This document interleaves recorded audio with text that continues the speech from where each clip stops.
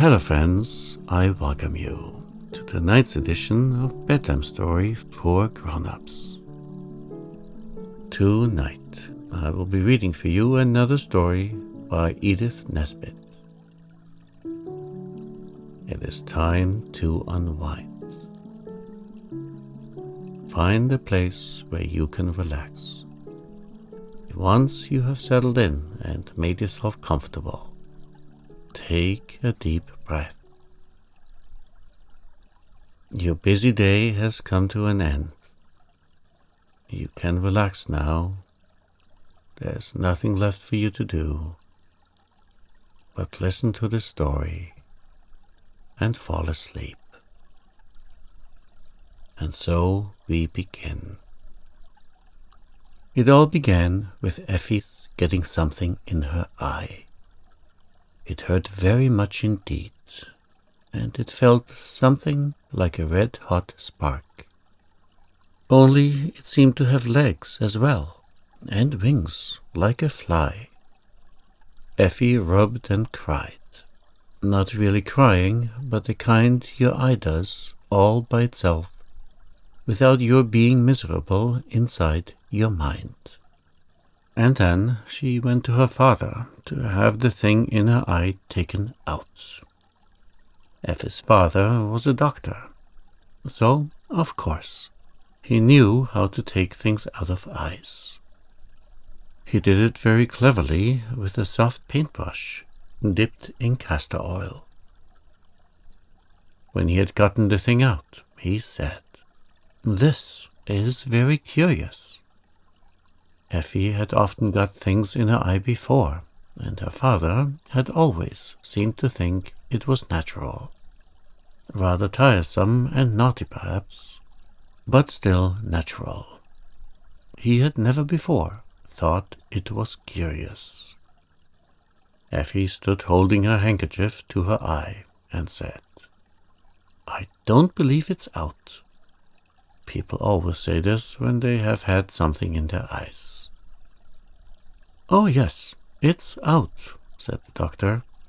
"Here it is, on the brush. This is very interesting." Effie had never heard her father say that about anything that she had any share in. She said, "What?" The doctor carried the brush very carefully across the room and held the point of it under his microscope. Then he twisted the brass screws of the microscope and looked through the top with one eye. "Dear me," he said. "Dear, dear me. 4 well-developed limbs. A long caudal appendage, 5 toes, unequal in lengths, almost like one of the Lacertidae, yet there are traces of wings." The creature under his eye wriggled a little in the castor oil, and he went on. "Yes, bat-like wing. A new specimen, undoubtedly. Effie, run round to the professor and ask him to be kind enough to step in for a few minutes." "You might give me 6pence, Daddy," said Effie, "because I did bring you the new specimen. I took great care of it inside my eye, and my eye does hurt." The doctor was so pleased with the new specimen that he gave Effie a shilling. And presently the professor stepped round. He stayed to lunch, and he and the doctor quarrelled very happily all afternoon about the name and the family of the thing that had come out of Effie's eye. But at tea time another thing happened. Effie's brother, Harry, fished something out of his tea, which he thought at first was an earwig. He was just getting ready to drop it on the floor, and end its life in the usual way, when it shook itself in the spoon, spread 2 wet wings, and flopped onto the tablecloth. There it sat, stroking itself with its feet, and stretching its wings, and Harry said, "Why, it's a tiny newt." The professor leaned forward before the doctor could say a word. "I'll give you half-a-crown for it, Harry, my lad," he said, speaking very fast. And then he picked it up carefully on his handkerchief.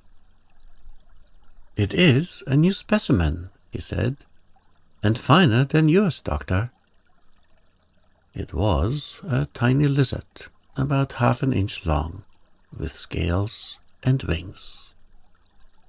So now the doctor and the professor each had a specimen, and they were both very pleased. But before long, these specimens began to seem less valuable, for the next morning, when the knife boy was cleaning the doctor's boots, he suddenly dropped the brushes and the boot and the blacking, and screamed out that he was burnt. And from inside the boot came crawling a lizard as big as a kitten, with large, shiny wings. "Why," said Effie, "I know what it is. It is a dragon, like the one St. George killed." And Effie was right. That afternoon, Towser was bitten in the garden by a dragon, about the size of a rabbit, which he had tried to chase, and the next morning all the papers were full of the wonderful winged lizards that were appearing all over the country. The papers would not call them dragons, because, of course, no one believes in dragons nowadays. And at any rate, the papers were not going to be so silly as to believe in fairy stories. At first, there were only a few, but in a week or two, the country was simply running alive with dragons of all sizes, and in the air you could sometimes see them as thick as a swarm of bees. They all looked alike, except as to size. They were green with scales, and they had 4 legs, and a long tail, and great wings like bats' wings. Only the wings were a pale, half-transparent yellow, like the gearboxes on bicycles. They breathed fire and smoke, as all proper dragons must. But still, the newspapers went on pretending they were lizards, until the editor of the Standard was picked up and carried away by a very large one. And then the other newspaper people had not anyone left to tell them what they ought to believe. So when the largest elephant in the zoo was carried off by a dragon, the papers gave up pretending, and put "Alarming Plague of Dragons" at the top of the paper. You have no idea how alarming it was, and at the same time how aggravating. The large-sized dragons were terrible, certainly. But when once you had found out that the dragons always went to bed early, because they were afraid of the chill night air, and you had only to stay indoors all day, and you were pretty safe from the big ones. But the smaller size were a perfect nuisance. The ones as big as earwigs got in the soap, and they got in the butter. The ones as big as dogs got in the bath, and the fire and smoke inside them made them steam like anything when the cold water tap was turned on, so that careless people were often scalded quite severely. The ones that were as large as pigeons would get into work baskets or corner drawers, and bite you when you were in a hurry to get a needle or a handkerchief. The ones as big as sheep were easier to avoid, because you could see them coming. But when they flew in at the windows and curled up under your eiderdown, and you did not find them till you went to bed, it was always a shock. The ones this size did not eat people, only lettuce, but they always scorched the sheets and pillowcases dreadfully. Of course, the county council and the police did everything that could be done. It was no use offering the hand of the princess to anyone who killed a dragon, This was all very well in olden times, when there was only one dragon and one princess. But now there were far more dragons than princesses, although the royal family was a large one. And besides, it would have been a mere waste of princesses to offer reward for killing dragons, because everybody killed as many dragons as they could, quite out of their own heads and without rewards at all, just to get the nasty things out of the way. The county council undertook to cremate all dragons delivered at their offices between the hours of 10 and 2, and whole wagon loads and cartloads and truckloads of dead dragons could be seen any day of the week, standing in a long line in the street where the county council had their offices. Boys brought barrel loads of dead dragons, and children on their way home from morning school would call in to leave the handful or two of little dragons they had brought in their satchels, or carried in their knotted pocket handkerchiefs. And yet there seemed to be as many dragons as ever. Then the police dug up great wood and canvas towers covered with patent glue. When the dragons flew against these towers, they stuck fast, as flies and wasps do on the sticky papers in the kitchen. And when the towers were covered all over with dragons, the police inspector used to set fire to the towers and burn them and dragons and all. And yet there seemed to be more dragons than ever. The shops were full of patent dragon poison, and anti-dragon soap, and dragon-proof curtains for the windows. And indeed, everything that could be done was done. And yet there seemed to be more dragons than ever. It was not very easy to know what would poison a dragon, because, you see, they ate such different things. The largest kind ate elephants as long as there were any, and then went on with horses and cows. Another size ate nothing but lilies of the valley, and a third size ate only prime ministers if they were to be had, and if not, would feed freely on servants in livery. Another size lived on bricks, and 3 of them ate 2/3 of the South Lambeth Infirmary in one afternoon. But the size Effie was most afraid of was about as big as your dining room, and that size ate little girls and boys.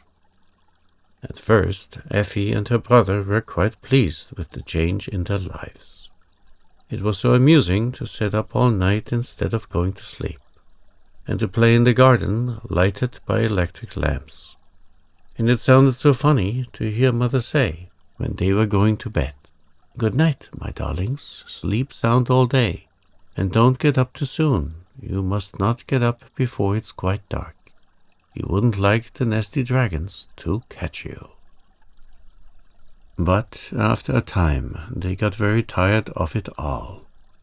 They wanted to see the flowers and trees growing in the fields, and to see the pretty sunshine out of doors, and not just through glass windows and patent dragon-proof curtains. And they wanted to play on the grass, which they were not allowed to do in the electric lamp-lighted garden because of the night dew. And they wanted so much to get out, just for once, in the beautiful, bright, dangerous daylight, that they began to try and think of some reason why they ought to go out, only they did not like to disobey their mother. But one morning their mother was busy preparing some new dragon poison to lay down in the cellars, and their father was bandaging the hand of a boot boy which had been scratched by one of the dragons who liked to eat prime ministers when they were to be had. So nobody remembered to say to the children, "Don't get up till it's quite dark." "Go now," said Harry. "It would not be disobedient to go. And I know exactly what we ought to do, but I don't know how we ought to do it." "What ought we to do?" said Effie. "We ought to wake St. George, of course," said Harry. He was the only person in his town who knew how to manage dragons. The people in the fairy tales don't count. But St. George is a real person, and he's only asleep, and he is waiting to be woken up. Only nobody believes in St. George now. I heard Father say so. "We do," said Effie. "Of course we do. And don't you see, Eff? That's the very reason why we could wake him. You can't wake people if you don't believe in them, can you?" Effie said no. But where could they find St. George? "We must go and look," said Harry boldly. "You shall wear a dragon-proof frock made of stuff like the curtains, and I will smear myself all over with the best dragon poison, and—" Effie clasped her hands and skipped with joy and cried, "Oh, Harry, I know where we can find St. George. In St. George's Church, of course." Said Harry, wishing he had thought of it for himself. "You have a little sense sometimes, for a girl." So the next afternoon, quite early, long before the beams of sunset announced the coming night, when everybody would be up and working, the two children got out of bed. Effie wrapped herself in a shawl of dragon-proof muslin. There was no time to make the frock, and Harry made a horrid mess of himself with the patent dragon poison. It was warranted harmless to infants and invalids, so he felt quite safe. Then they joined hands and set out to walk to St. George's Church. As you know, there are many St. George's churches, but fortunately they took the turning that leads to the right one, and went along in the bright sunlight, feeling very brave and adventurous. There was no one about in the streets except dragons, and the place was simply swarming with them. Fortunately, none of the dragons were just the right size for eating little boys and girls. Or perhaps this story might have had an end here.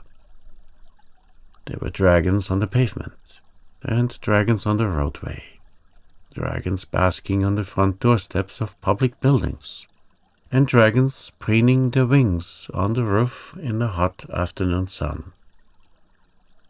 The town was quite green with them, even when the children had gotten out of the town and were walking in the lanes. They noticed that the fields on each side were greener than usual, with the scaly legs and tails, and some of the smaller sizes had made themselves asbestos nests in the flowering hawthorn hedges.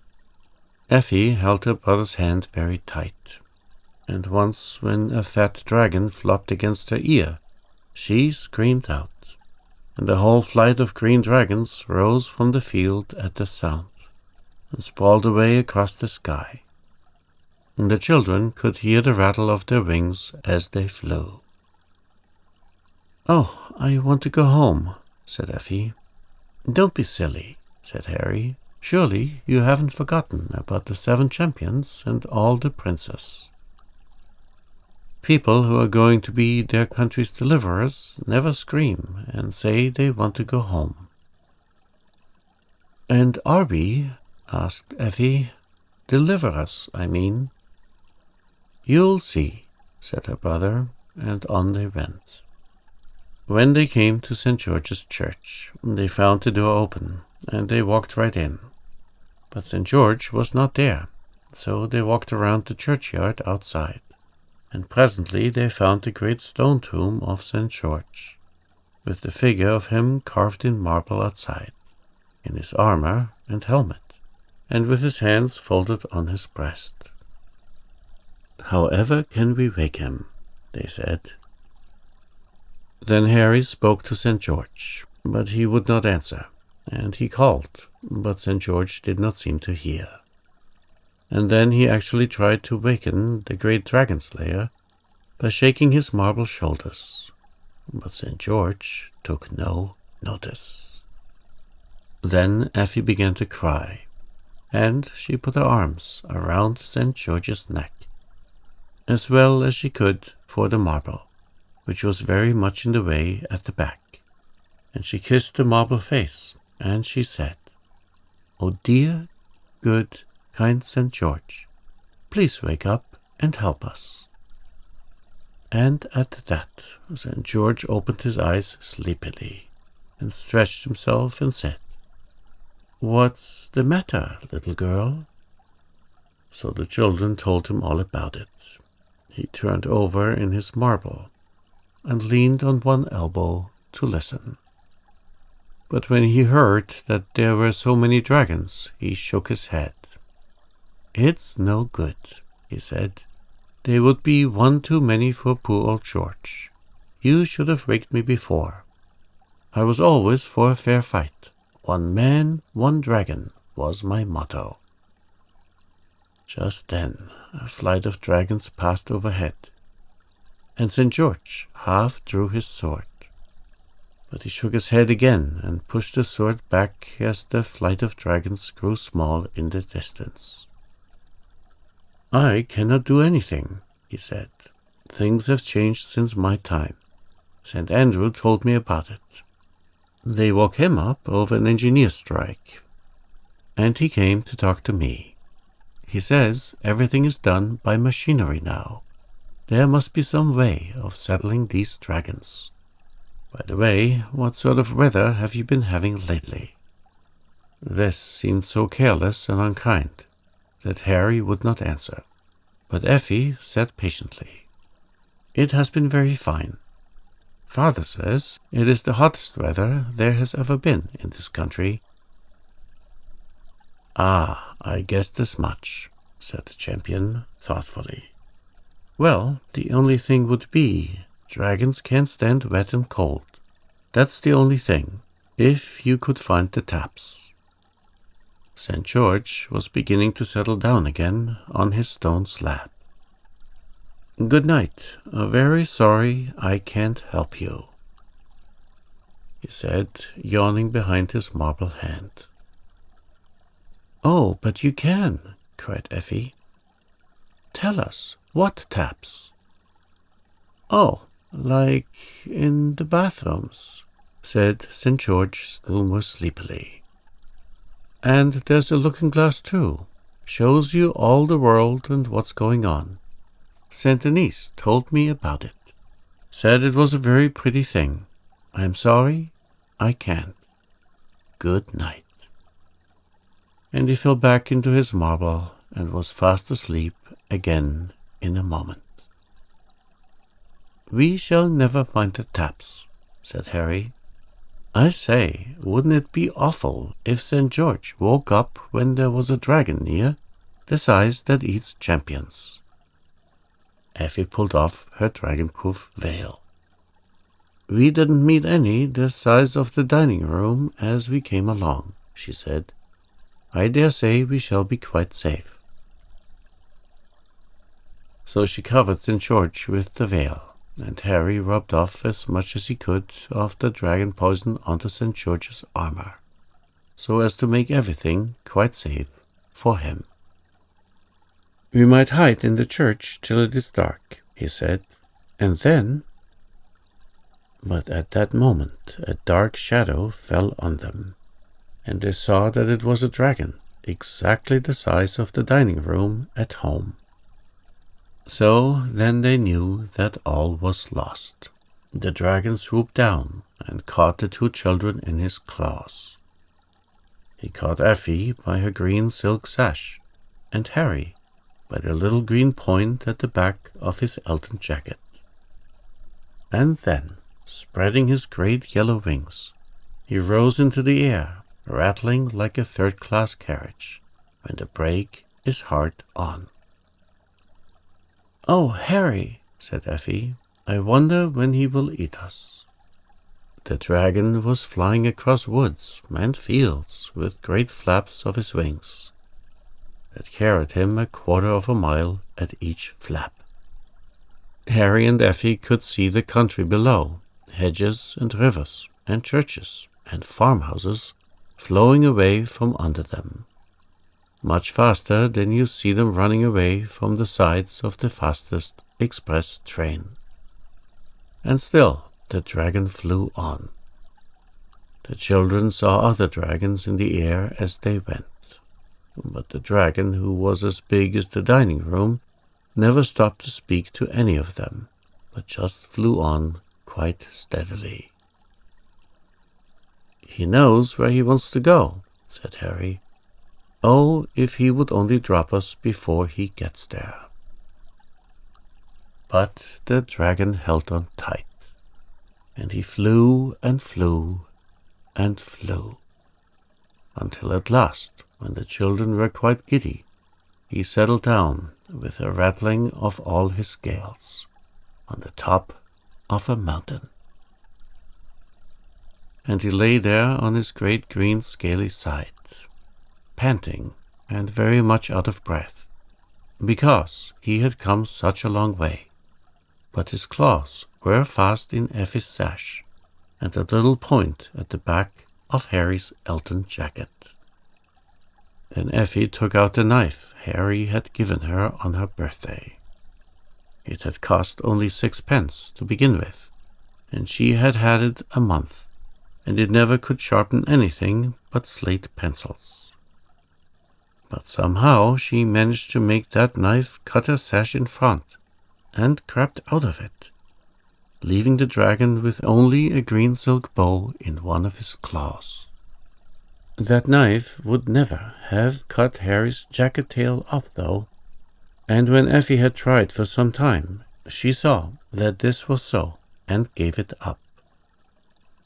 But with her help, Harry managed to wriggle quietly out of his sleeves, so that the dragon had only an Elton jacket in his other claw. Then the children crept on tiptoe to a crack in the rocks and got in. It was much too narrow for the dragon to get in also, so they stayed in there and waited to make faces at the dragon when he felt rested enough to sit up and begin to think about eating them. He was very angry indeed when they made faces at him, and blew out fire and smoke at them, but they ran farther into the cave so that he could not reach them, and when he was tired of blowing, he went away. But they were afraid to come out of the cave, so they went farther in, and presently the cave opened out and grew bigger, and the floor was soft sand, and when they had come to the very end of the cave, there was a door, and on it was written, "Universal Tap Room, private, no one allowed inside." So they opened the door at once, just to peep in, and then they remembered what St. George had said. "We can't be worse off than we are," said Harry, "with a dragon waiting for us outside. Let's go in." They went boldly into the tap room and shut the door behind them. And now they were in a sort of room cut out of the solid rock, and all along one side of the room were taps, and all the taps were labeled with china labels like you see in baths. And as they could both read words of 2 syllables, or even 3 sometimes, they understood at once that they had gotten to the place where the weather is turned on from. There were 6 big taps labeled: sunshine, wind, rain, snow, hail, ice, and a lot of little ones labeled fair to moderate, showery, south breeze, nice growing weather for the crops, skating, good open weather, south wind, east wind, and so on. And the big tap, labeled sunshine, was turned full on. They could not see any sunshine. The cave was lighted by a skylight of blue glass, so they supposed the sunlight was pouring out by some other way, as it does with the tap that washes out the underneath parts of patent sinks in kitchens. Then they saw that one side of the room was just a big looking glass, and when you looked in it, you could see everything that was going on in the world. And all at once, too, which is not like most looking glasses. They saw the carts delivering the dead dragons at the county council offices, and they saw St. George asleep under the dragon-proof veil, and they saw their mother at home crying because her children had gone out in the dreadful, dangerous daylight, and she was afraid the dragon had eaten them. And they saw the whole of England, like a great puzzle map, green in the field parts, and brown in the towns, and black in the places where they make coal and crockery and cutlery and chemicals.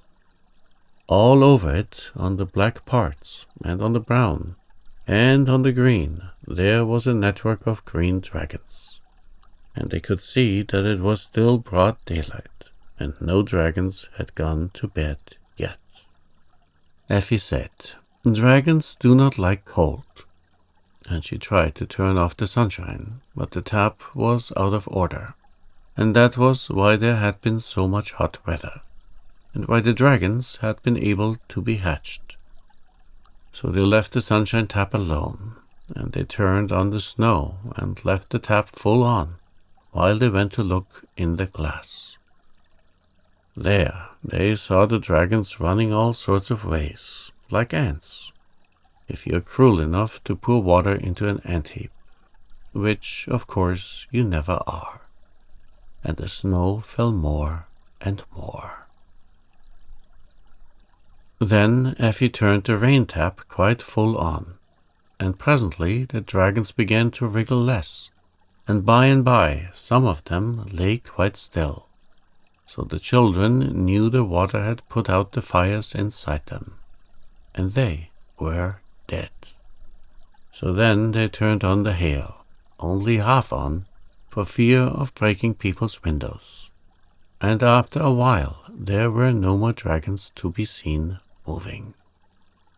Then the children knew that they were indeed the deliverers of their country. "They will put up a monument to us," said Harry, "as high as Nelson's. All the dragons are dead." "I hope the one that was waiting outside for us is dead," said Effie. "And about the monument, Harry, I'm not so sure. What can they do with such a lot of dead dragons?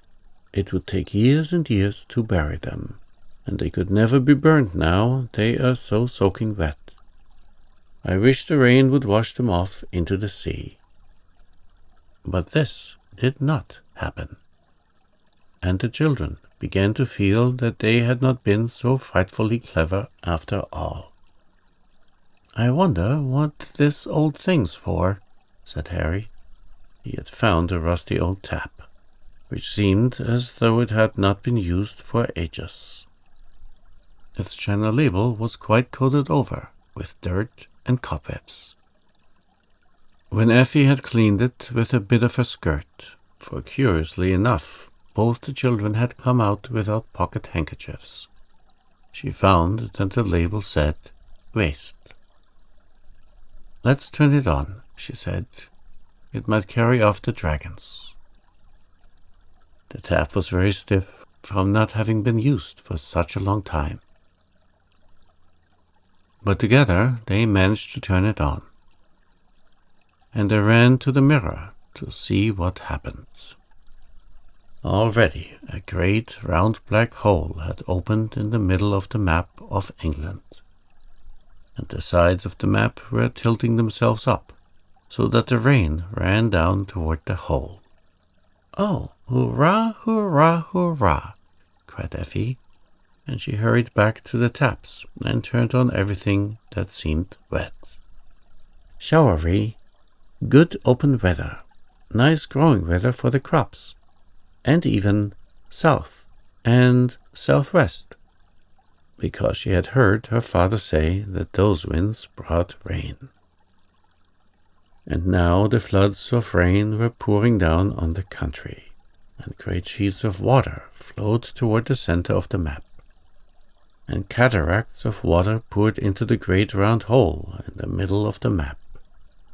And the dragons were being washed away and disappeared down the waste pipe in great green masses and scattered green shoals, single dragons and dragons by the dozen, of all sizes, from the ones that carry off elephants down to the ones that get in your tea. Presently there was not a dragon left. So they turned off the tap named Waste, and they half turned off the one labeled Sunshine. It was broken, so that they could not turn it off altogether, and they turned on Fair to Moderate and Showery, and both taps stuck, so that they could not be turned off, which accounts for our climate. How did they get home again? By the Snowdon Railway, of course. And was the nation grateful? Well, the nation was very wet. And by the time the nation had gotten dry again, it was interested in the new invention for toasting muffins by electricity, and all the dragons were almost forgotten.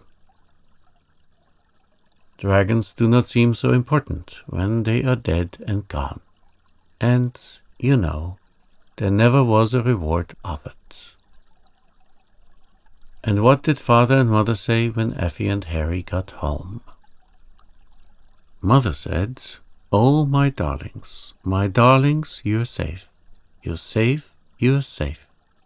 You naughty children, how could you be so disobedient? Go to bed at once."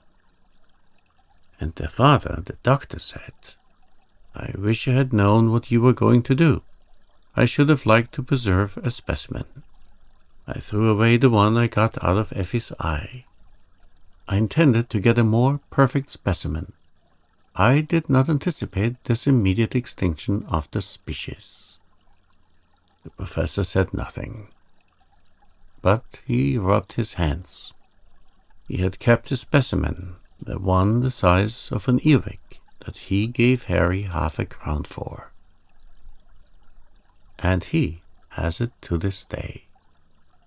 You must get him to show it to you.